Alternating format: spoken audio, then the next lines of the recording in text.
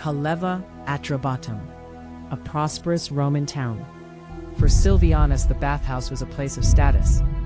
But in esteem and shadows, his status was stripped away.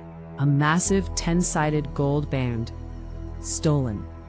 He didn't go to the local magistrate. He went to the hilltop. He sought Nodens, the god of healing and the hunt. This was no desperate prayer. It was a formal deposition, a legal summons filed against the divine. The ring was lost in the city. The curse was set on the hill. Silvianus had lost the gold, but he had engaged the god. He demanded that health be withheld until the gold was returned. The theft was a crime, the curse a binding contract. This is the true weight of a stolen legacy.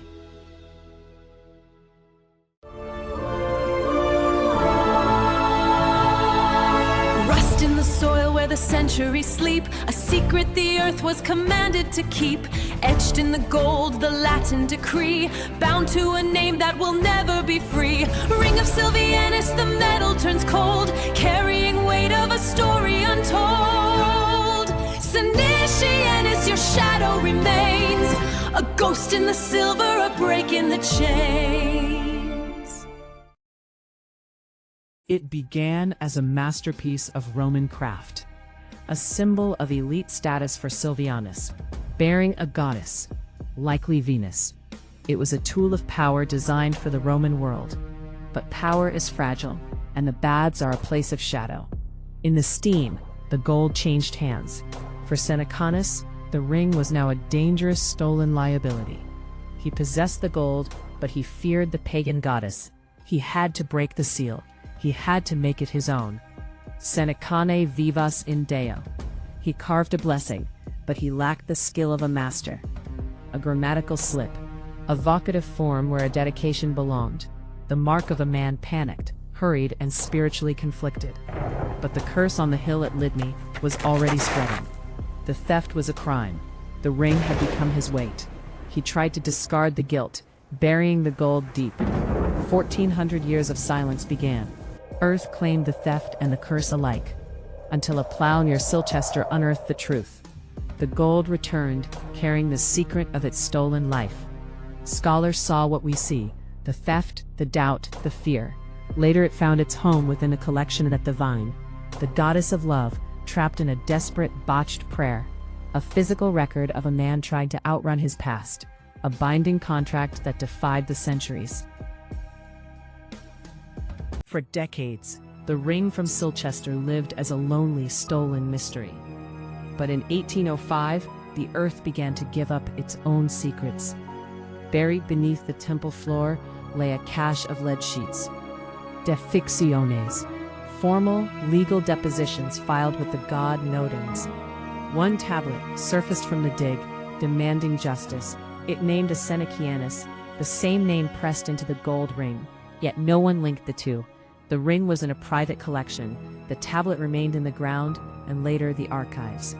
For over 100 years, the theft and the curse sat silent. Until he brings it to the temple of Nodens, do not grant health to him who possesses it. A legal summons that had been filed, but never processed. Was this a coincidence of a common name? Two separate pieces of evidence, separated by 60 miles of land, separated by 2 decades of discovery, and a century of silence. The curse did not scream, it simply waited. Silvianus had filed his lawsuit, and then the trail went cold. The ring was an anomaly. The tablet was an archive note. A 1,400-year-old grudge, buried in 2 different soils. A crime of the 4th century, forgotten by the modern world. The ring was the weapon. The tablet was the indictment. Neither object knew the other existed. The case remained open, awaiting a detective, a binding contract hidden in plain sight. The site of Lydney Park yielded its final, most startling secret. Sir Mortimer Wheeler, a titan of British archaeology, directed the dig. He wasn't just digging for stones, he was uncovering a ritual archive. He mapped the complex, The healing hall, the guest house, the temple. He reviewed the 19th century archives, searching for forgotten clues. He laid the ring from the vine alongside the lead from the hill. He realized the name wasn't a coincidence. It was a potential link. He needed the linguistic DNA of the god Nodens to solve the riddle. He turned to an expert in Anglo-Saxon, J.R.R. Tolkien. Tolkien didn't just translate, he traced the root of the god's name. He linked Nodens to the Irish Nuada and Welsh Nud, god of healing, the sea, and the hunt. They confirmed why people came to Lydney, to seek divine justice for their ailments. Their exchange turned a suspected curse into a formal indictment. It was a formal filed legal complaint, etched in heavy lead. The connection, once academic, eventually became public history. The crime had been laid bare by the evidence of two artifacts. He had hypothesized that in the 4th century, the law of the gods was absolute. Senicianus had tried to repurpose a pagan seal to evade divine law. These were artifacts of a high-stakes ancient divine lawsuit. A pagan relic stolen and then rebranded for a new, uncertain faith. He was a documented target of the temple. The story had finally escaped the dark corners of the archives.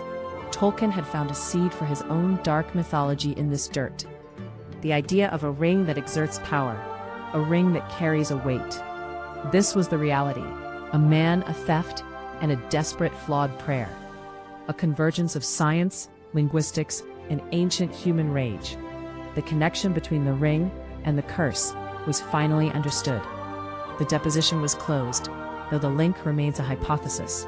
The verdict of the gods is written in lead. A stolen legacy, finally brought to light.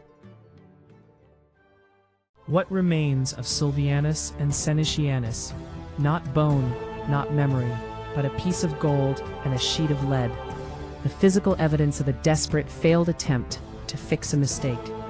We search for the one ring in these artifacts, looking for myth. But the truth is more human and more mundane than any fantasy. It was a man, caught in a transition between two gods. A man trying to buy his way out of a consequence.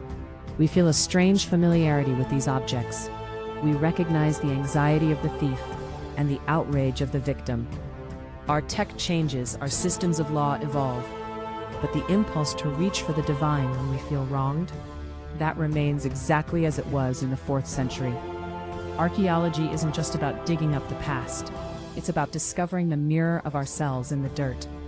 Silvianus did not get his gold back in his lifetime, but in the cold light of history, he won his case. The thief is remembered only because the victim refused to forget. A contract sealed in lead, binding them together forever. We are the ones who finally answered the summons.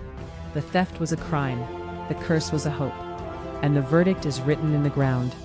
Everything else is just dust. A story of greed, faith, and the long arm of the law.